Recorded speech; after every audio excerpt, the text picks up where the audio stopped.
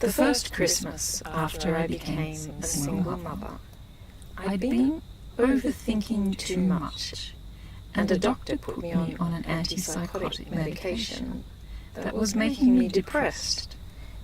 My solution was to work it off. Work out, and in general work harder. Then, when I came off the antipsychotic medication, I really needed to be working that bit harder just to keep up with all my ideas.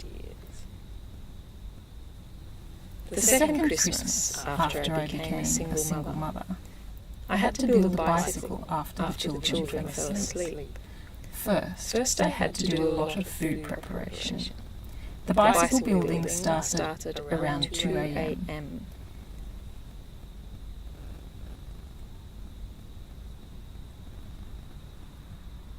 I had it finished, with a new bike from Santa under the tree, and my head had just hit the pillow, and my eyes closed when I heard a voice saying, "Mum, come and see what Santa brought me."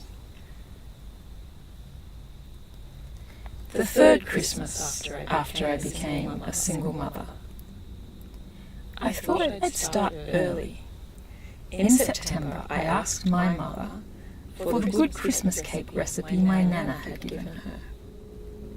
By December, I had a market stall selling Christmas spice biscuit tree decorations, slices of Christmas cake, and craft kits for kids made from recycled materials. Unlike those earlier tree decorations, these tree decorations aren't edible, but are food for thought.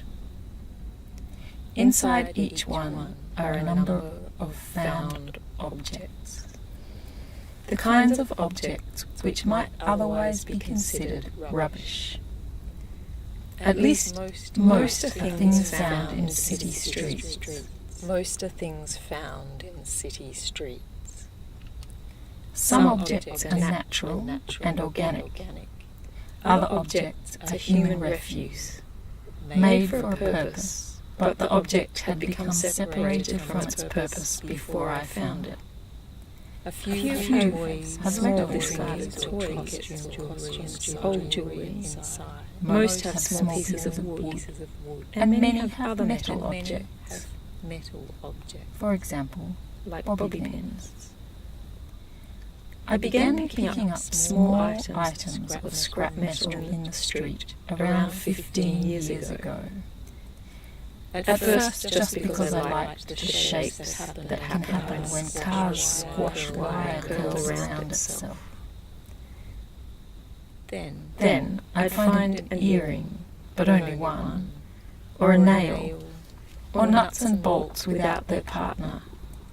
Things that needed something else so as to retain their commercial use value.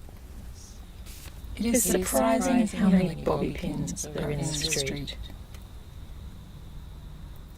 It took about a year to amass around 80 bobby pins before I knew what I'd do with them.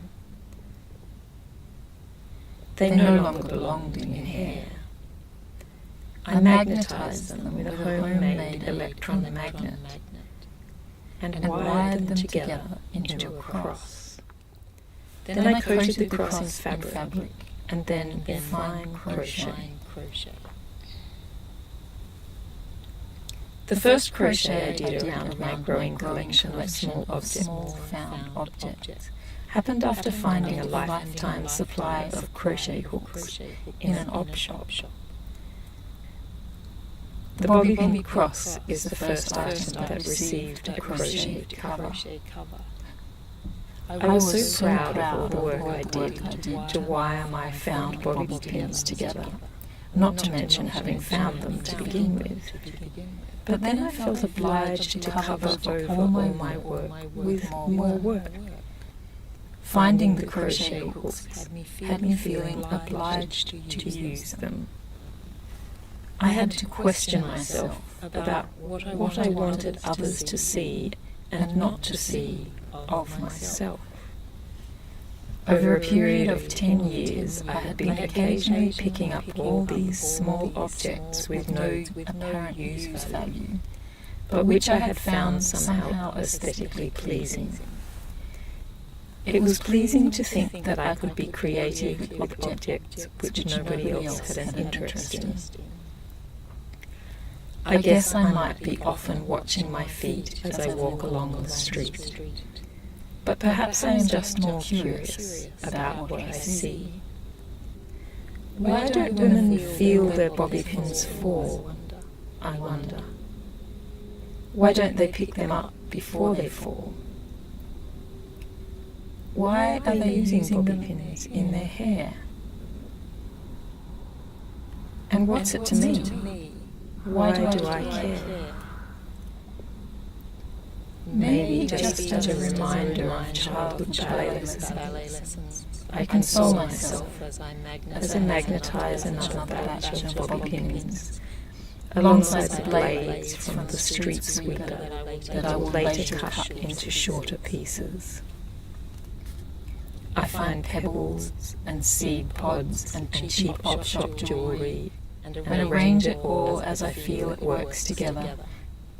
And then I conceal it all beneath crochet.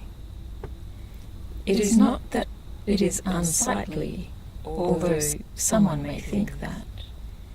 It is not that it is too cheap, although you could be excused for thinking that, since single mothers are less able to afford craft materials. It is not as though I have not often intricately decorated the interior of each of the objects I create.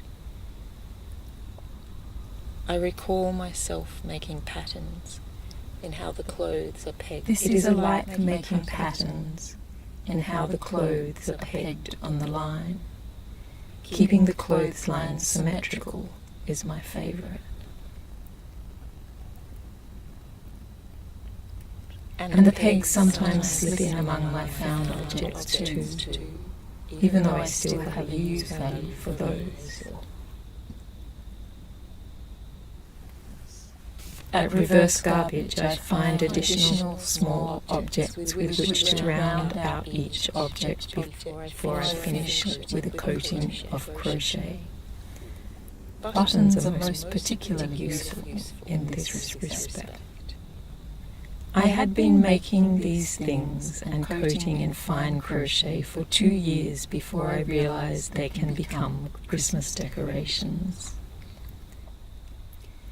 At first, I had no idea what the end use will be, and I tried wearing a few, which only turned me into an uncomfortable hugger.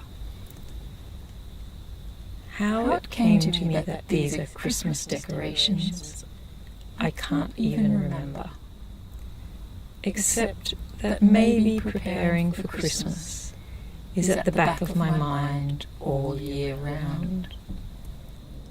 And then perhaps once, one object I had created just looked a lot like Christmas. I think each object tells a story with an inside and an outside. The inside belongs to everybody who dropped an object I found, and also belongs to the day I walked along the street and found it, and the men and the women who created the objects which were bought and sold and dropped, fallen to the ground. I find one thing and then another, then another. And before I know it, I am looking at tree trunks for resin to use as glue, and at Telstra Street exchanges for the ends cut off wires.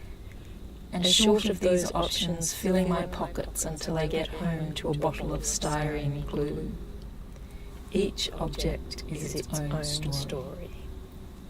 My crochet coating is my reflecting about the already lived story. It is a reflection full of self-query. Does the story change if everybody can see the interior? Is the exterior hardy enough to withstand a curious gaze?